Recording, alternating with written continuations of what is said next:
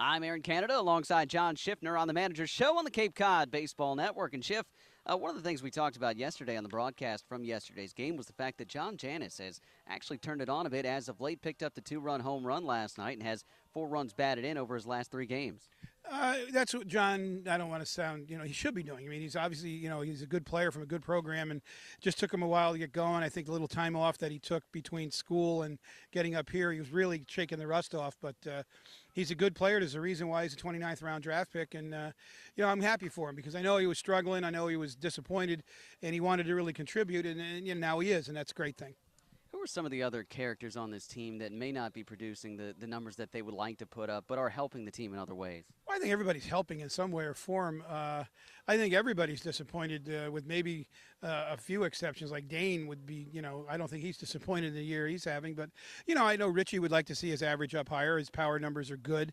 Obviously, Steven Perez has been really struggling the last couple of weeks, but, he carried us early on in the season. And, I'm sure some fatigue has set in, a little frustration has set in. And, but I think everybody would like to take this season back and let's bring back June 10th or whatever the first game was. Let's restart. And what they've learned over the course of the summer, now let's go back and try it again. And I think we'd all like to try that again. I think some of the pitchers, everybody would like to say, wow, I've learned a lot, whether it's from my teammates or the other players in the league, the coaching staff. Now let's do this again. I want to do this again. But that's what the Cape League is for. That's what it does. I've always said it's the great equalizer. And if you can handle the Cape Cod League, you're going to be able to handle a lot of things, whether it's, professional baseball or just getting on in life. It's a whole learning experience here. And I do know that some guys will get it the minute they leave here.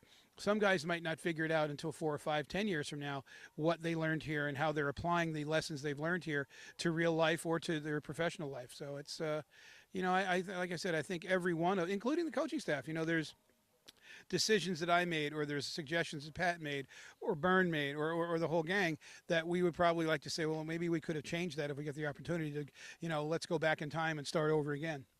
Speaking of Dane Phillips, there's been a conversation kicking around, at least in our press box, about him getting MVP consideration. He's a bit off the pace in home runs, but as far as average and RBI, he's near the top. I would say he'd be an outstanding candidate for that.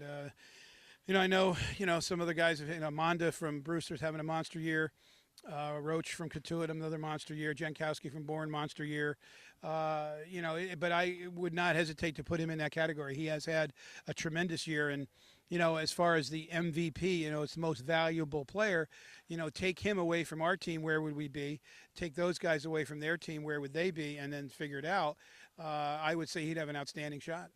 We've talked about potential first-round and high-round prospects on this squad, and there are, a whole host of them in the Cape as well. Can you talk about some of the players that you've seen, considering your background as a scout, that you think would make high-level prospects? Guy that jumps out at me right away is Monda, the outfielder from Brewster. He's got it all. I mean, he's got a great body, leverage to the body. He's tall, 6'3", 6'4", left-handed hitter. He runs, above average. He throws above average. He's got above average power. He's a very good hitter. I mean, he's a 5-tool kid. He's as close to as I can remember for me to Darren Erstad. Now, I don't want to put pressure on a kid. Darren Erstad was a 1-1. He was, first pick in the draft, the first pick overall. So that's amazing. I don't know if Monda will do that, but I'll tell you what, he's pretty darn good. Jankowski also is another very, very good player. And then the arms. There's some arms in this league that are just frightening, but most organizations will not waste, I don't want to say waste, will use a first-round draft pick on a relief pitcher. But there's some relief pitchers here that, if they're not in the big leagues in 3 years, I'll be shocked. And some of them, the names escape me, because you just see them throw gas for one inning and they go away. But there's some very, very good players here. But those guys jump out at me right away.